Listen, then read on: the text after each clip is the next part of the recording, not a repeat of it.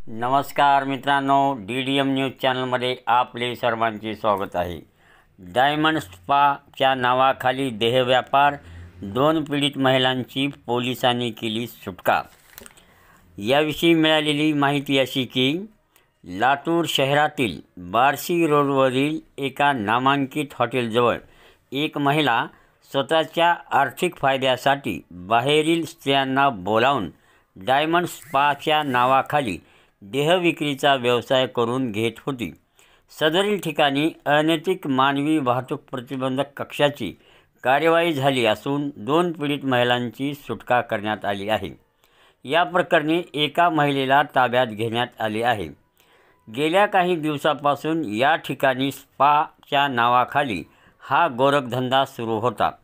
पोलिसांना माहिती मिळताच त्याची खातरजमा केल्यानंतर ही बाब खरी असल्याचे निदर्शनास आल्यानंतर पोलीस अधीक्षक सोमय मुंडे, अपर पोलीस अधीक्षक डॉक्टर अजय देवरे यांच्या मार्गदर्शनाखाली पोलीस निरीक्षक बबिता वाकडकर यांच्या नेतृत्वामध्ये AATU पथकाने बनावट ग्राहक पाठवून मिळालेल्या माहितीची सत्यता पडताळून घेतली। त्यानंतर डायमंड स्पावर छापा टाकला। यावेळी देहविक्री करताना 2 पीडित महिला व वेश्या व्यवसाय करून घेणारी एक महिला आढळून आली। पैशाचे आमिष दाखवून त्यांच्याकडून स्पाच्या नावाखाली वेश्या व्यवसाय करून घेतला जात होता। याकरता काही रक्कम ठरवून देण्यात आली होती, तर त्या महिलांच्या राहण्याखाण्याची व्यवस्था करण्यात आली होती।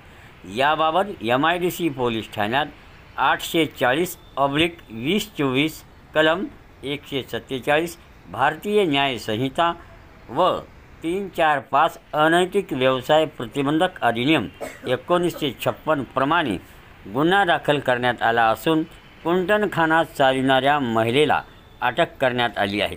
सदरची कारवाई पोलीस निरीक्षक बबिता वाकडकर, पोलीस उपनिरीक्षक श्यामल देशमुख, सुभाष सूर्यवंशी, पोहेका सदानंद योगी, प्रकाश जाधव, सुधामती यादव, निहाल मनियार या अनैतिक मानवी वाहतूक प्रतिबंधक कक्ष पथकाने केली आहे।